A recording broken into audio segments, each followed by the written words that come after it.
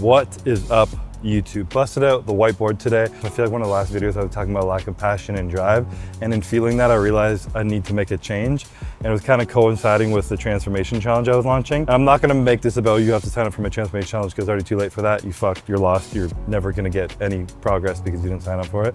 Unless you did, then lucky you. But the idea of signing up for something or committing to something, creating a plan, a structure, a deadline, community, all these different things are something that help hold you accountable to actually hit your goals so much more than people understand. I think it's scary to commit to something because then you're leading yourself to failure and self-disappointment. And if you have like limiting self-beliefs of not being able to do something, you're like feeling you're gonna reinforce them. But the actual idea of committing to something, putting it out there makes you more likely to succeed. And I was just thinking about that concept of how much it affected me after not having the Olympia as my thing I was committed to, and then having this transformation challenge where we have these weekly calls that we're getting into. I have a YouTube channel I'm uploading all the time. I'm gonna be doing a physique update at the end of this, which is fucking scary for me because I haven't looked at myself pose in a while. But all these little things that are like, okay, well, if I'm doing it, I'm saying I'm doing it, I'm talking to people every week on the Standard Plus calls, and I'm gonna have 8 weeks from now another physique update, I'm holding myself accountable, and that drives me to be better. And in doing so, I build the momentum and the excitement and the passion, the love to continue to do so. So anyways, the points that I wrote down: commitment equals buy-in. Exactly what I was just saying. Being able to say something publicly, to actually commit to something, to write it down, to agree to something, to decide on an end date, to do that, it creates buy-in in your mind that you're actually doing something, and then you can commit to actually putting in the work. In an old video I did when I was talking about like changing your life, it was the idea that you create your identity, and being leads to doing leads to having. So when you create an identity around someone, first of all, who commits to something, that person who commits then commits to the actions that it takes to achieve the goal they've committed to. And then you start doing the actions, and then you get the thing that you want. So kind of first identity shift being commitment, doing the thing, starting it, and then from there you're like, okay, fuck, I need a plan and a system to start doing that. You start to get specific, move forward, and then you're actually gonna hit some goals. Second thing, structure removes guesswork. So once you commit to something, creating structure in something is so important. When I was competing in the Olympias, it was like, okay, I'm eating 5 meals a day to start. By the time I'm 8 weeks out, I need to be at 6 meals a day. So if I can nail this now, then it's good.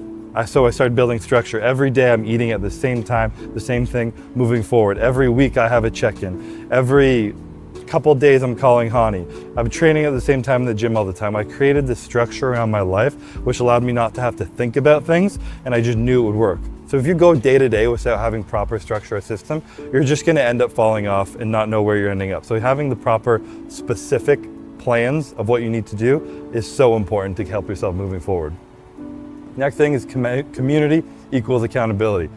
I see this so big right now in our office right now. I'm the last bodybuilder up there. Everyone's evolved into a runner, and because they're all running and doing the same thing, and they have a community where they're like talking about their miles, talking about the new shoes they got, the new treadmill, X, Y, and Z, all these different things. They're all like pushing each other to get better because they know when they come in on Monday, they're gonna be like, how many miles do you run this weekend? They don't wanna be that bitch that didn't run any miles. So having a community is so big. When I was training for Prague and I was training with Brett and Martin in the gym and I was exhausted and these fucking tanks are in there pushing every day, I'm like, I gotta show these guys that classic physique guy can push harder than a bodybuilder, and that held me accountable. Can't always do that, which kind of sucks, but having friends, people online communities is something really big. That's why when we built the Standard Challenge, every Wednesday there's a weekly call. Justin's on all of them giving sick advice. I'm on most of them. And we also have an actual community, like a forum on the Circle app that's private. All these people who are in the same challenge, doing the same thing, are in this so they can talk to each other and hold each other accountable. And that's so important because I feel like communities, I could dive way deeper into that, but we just fucking suck at community.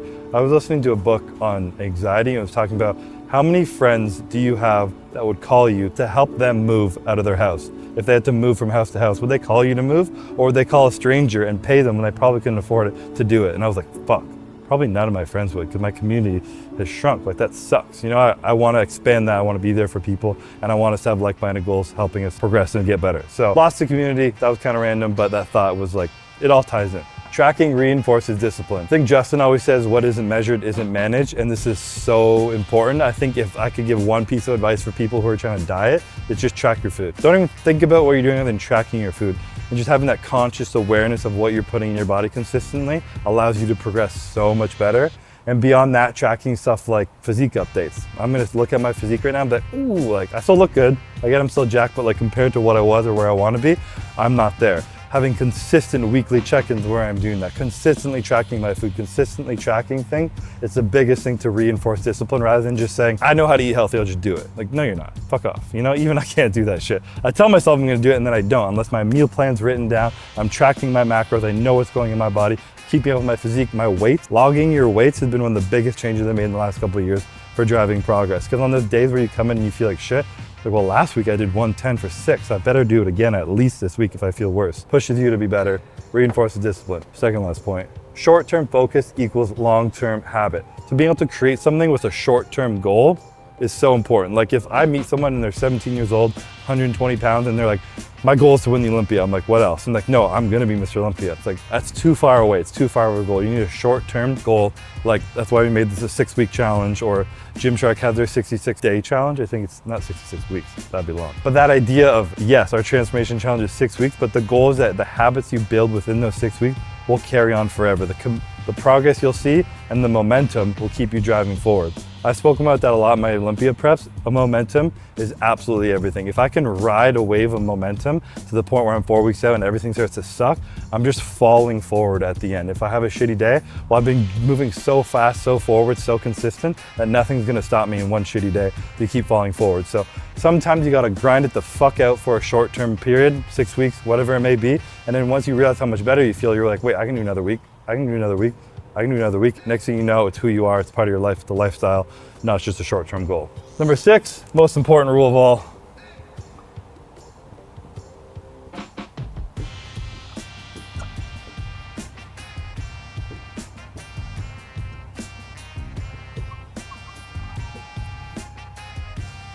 That's it.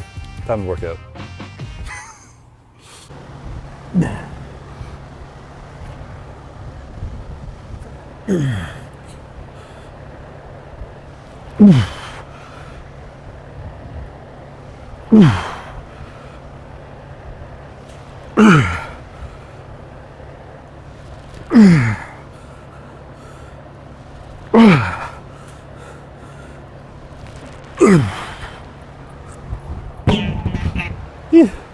All right, last week or last 2 weeks? Last week was aiming for 6 reps.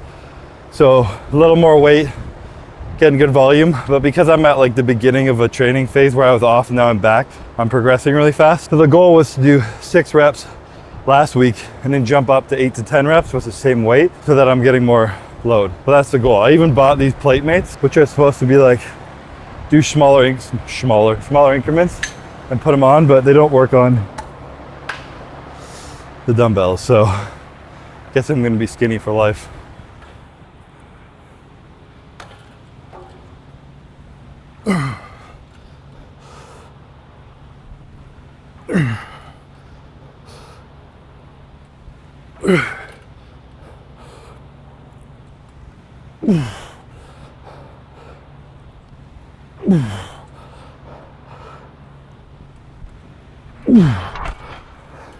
Six reps is a lot more fun than 10. But in all seriousness, I always talk about really specific things like tempo, 2.5 pound weight increases, specific progressive overload, periodization, training, all this shit, because it works and I love it. But at the end of the day, for 90% of you, you just have to get in and fucking lift hard. If my 2.5 pound don't fit on the dumbbells, it doesn't fucking matter. I'm gonna push myself heavier with more weight, get a little bit less reps, but if I'm pushing myself progressively harder and harder, I'm still making gains. Like, no doubt, you can still win Olympias like that. I'm just passionate about learning about more nuances of how to continue to drive progress. Same thing about picking the best program. The best program is the one that you're gonna adhere to the best. If I'm going through a phase where I'm like, I've been training for 10 years, I wanna try very specific things that are proven to drive progress more, and that keeps me interested in training harder, then it's working for me better than just focusing on just intensity. And eventually intensity is more likely to hit you with a plateau if you're doing the same shit over and over and you're trying to do it harder and harder. So number one way to make gains is to train hard, don't be a skinny bitch. But these little nuances in between can be fun and drive more progress. So don't overstress it, do what you can. Just don't let it ruin the fun of the workout, because getting jacked can be fun some days, unless it's leg day. Strip away like all the crazy like systems and science-backed exercises and programs and shit, and if you're not sleeping, like none of those matter. Sleep is such a more important thing. Nutrition, consistency, effort is all such a bigger pillar than these little things. They're all fractions, but when you stack fractions, they're important. So when you have the pillars and you're stacking fractions on top of it, that's when you become elite. And we're trying to be elite out here. not skinny bitches.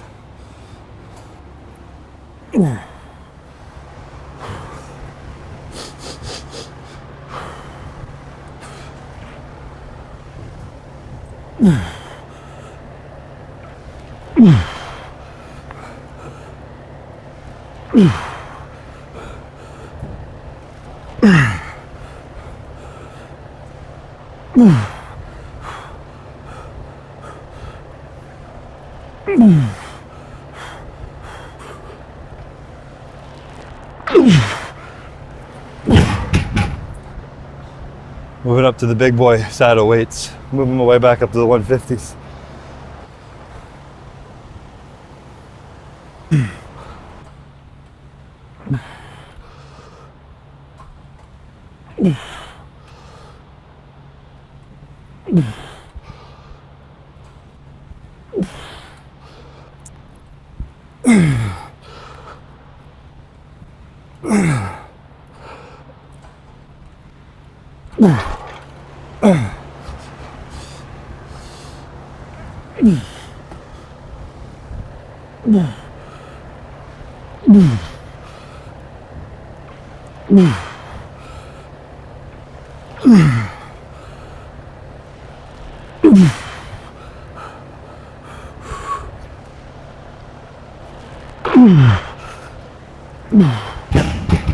That's the same weight as last week, about 4 more reps. Call that progress.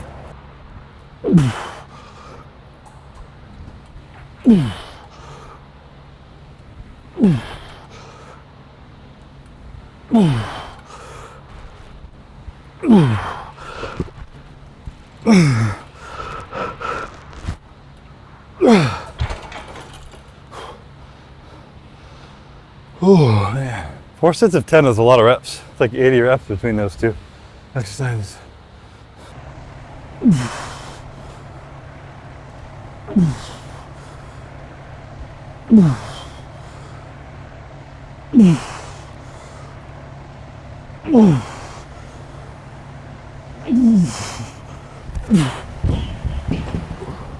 This is like a big day to really fucking force build my like stabilizer press motion. Like stabilizing with a neutral grip all the way down, I can like feel like the part where my shoulder's still weak. It's healed, but it's weak. But doing 4 sets of incline and then 3 sets of flat dumbbell like this, it's a lot of stability shit. So I'm just like rebuilding that positioning and strength. And if I pull back on the kind of pressing volume and just focus on progressing in load, then I have that stability to not get injured. Fucking jacked, hopefully.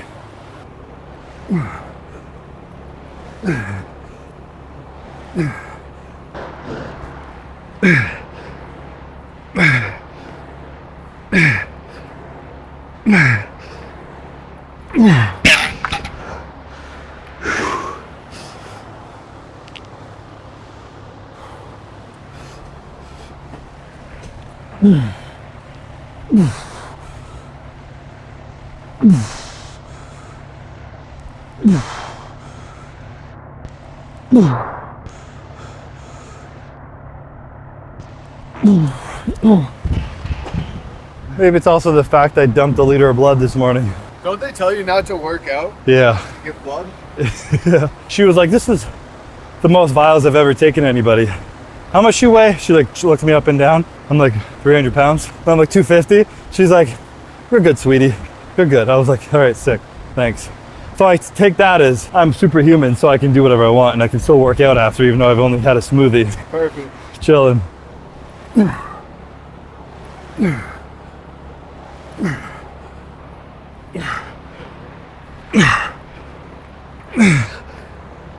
Do you feel the strength coming back? Week by week, it's very small, but I definitely do. Even like what I noticed is like I would slowly feel like an increase of like just stability, which feels like strength. But now like from my first set to my last set, I still feel better going through it, which means I'm not like fully neurologically trained yet. Like my mind muscle connection isn't quite back yet, because normally, optimally, your first set, you can expend the most amount of energy, push the most amount of load and reps, and then you get worse. But I'm kind of like getting better. Like even that last set, I came down for that first rep and I was just in the perfect motion where I loaded my pecs right and it just like bounced off and it felt way more fluid versus like the first rep my elbow was a little too bent, so I'm fighting a little bit here, and I felt like a little like not in the right place. So just being in the right system and being trained like for form makes you feel a lot stronger. Which is why I always say when you're starting training, focus on form first and foremost, because if you have perfect form when you start and then you get strong from there, so much better than doing it the other way. Trust me, I've been through fucking multiple shoulder surgeries to talk about it.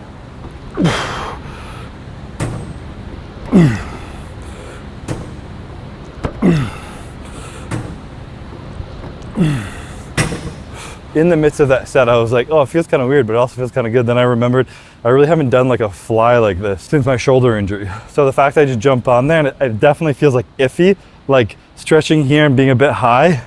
Stretches like, I don't know if it's in my labrum up in my bicep here or something, but one of the things is still tight, but it doesn't hurt like pain. Anyways, feels good to be able to do a kind of fly again. And I'm at the point where like that slight pain isn't enough to like hurt me, and I'm gonna have to work through it eventually. So I'm not gonna go super crazy, but adding this new fly motion into my arsenal of movements that I can do now post-injury to really strengthen that muscle at every length that it needs to. So do 3 sets of this, a little bit of trap 3 postural raises, and get the fuck out of here.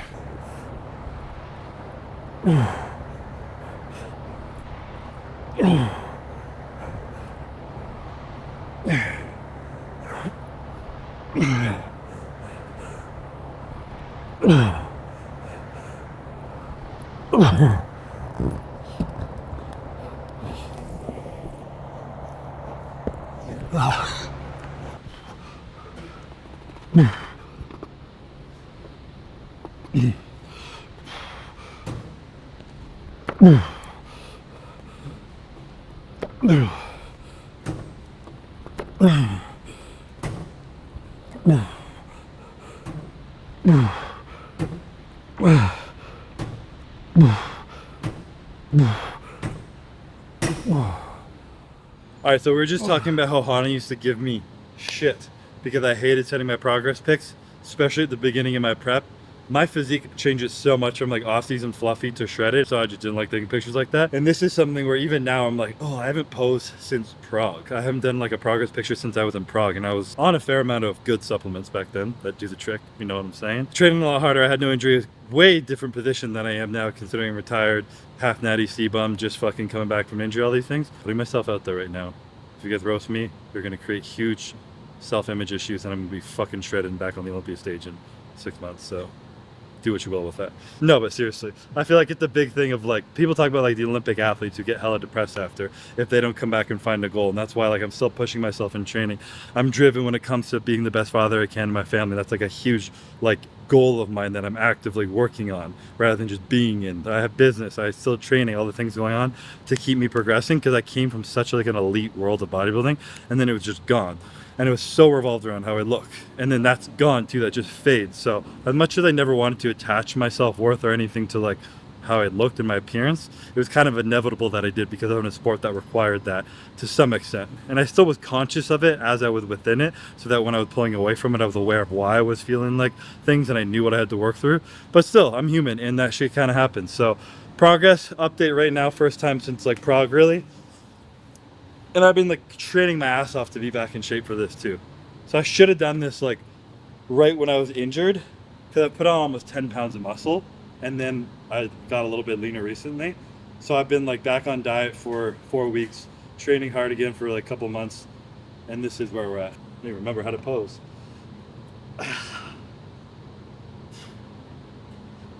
Of course, I chose to do this after chest day too.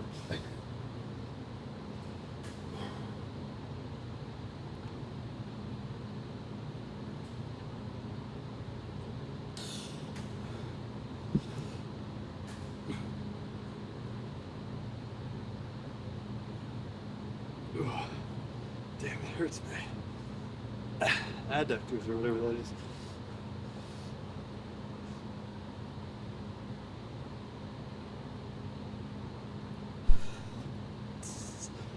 I don't even know what a back jaw looks like. I can't shave my back right now, so.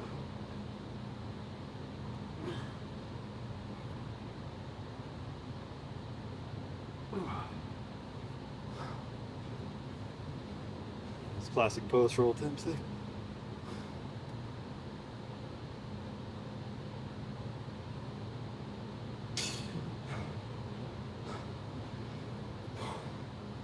there you have it. I'm honestly lightheaded right now. Damn, I haven't posed like that in a minute. But this is a pretty sick starting point for me coming off an injury. Like I said, I should have done this, taking progress pics when I was like 10 pounds lighter post-injury, because I didn't look like just flat. Even if I hadn't lost all my muscle, I was way flatter. So this is the starting point of me now ramping things up really seriously. My goals, I tell everyone you have a goal to get very specific with it, and I'm struggling to get specific myself because I really want to get shredded, but I also haven't been training to build my strength back enough that I don't want to sacrifice my strength. So I'm not leaning into a bulk phase. I'm like trying to get leaner without the sacrifice of strength is my goal. So I'm going to keep feeding myself to which that I can perform in the gym to the level that I want, where I'm progressing in load every single week and getting stronger and stronger and stronger, and I can recover from the right amount of intensity and volume that I want to. But I'm not just like jamming carbs down my face, where to the point where I'm just like trying to bulk and get as strong as possible, as fast as possible, because I don't want to put on any more body fat than I am right now. So the goal probably would be to be, I'm 250 right now. The goal would probably be to be like 3 to 4% leaner than this at the exact same weight and stronger by the Olympia. That's probably what my like specific goal is for my physique to do right now. So that's what I'm going to be working towards. Be talking about what my diet's like, doing a bunch of full days of eating. I'll be showing you guys my training. I'm going to be doing a different style of cardio now, probably some steady state, some interval training, because I just fucking get bored doing steady state, and I want to like really get my heart in good shape so when I'm going to bed my HRV is better and I'm just better conditioned. So a lot of cool stuff is coming. Yeah, that's it, I guess. I feel like I could have rambled deeply about my fucking ego death that I've gone through, of my fucking Mr. Olympia bodybuilder, and being like, I'm not attached to how I look, and my identity's not attached to my competing or winning or being a fucking 250-pound shredded freak. And then when that started to fade, I was like, ooh, like this doesn't feel good. I feel kind of like stressed. What's leaving me right now, you know? And I had this like conscious awareness of like, that was an ego death. I'm experiencing like a prolonged ego death of like letting go of the life that I used to live, of the man that I used to be, and kind of like expanding that, where I'm not like attaching my identity to a thing and I'm just becoming who I am. You know, I'm taking what I learned from that season of my life to become the man that I want to be, but my character, of which I'm always in control of, but it's not attached to my performance or a trophy or a fucking 250-pound shredded gorilla, silverback gorilla. But yeah, so maybe I'll fucking ramble deeply into that another time. But for now, I gotta get some food in me. So this little physique update on a hot summer day. This is gonna be the thumbnail. Thanks for tuning in. Good shit.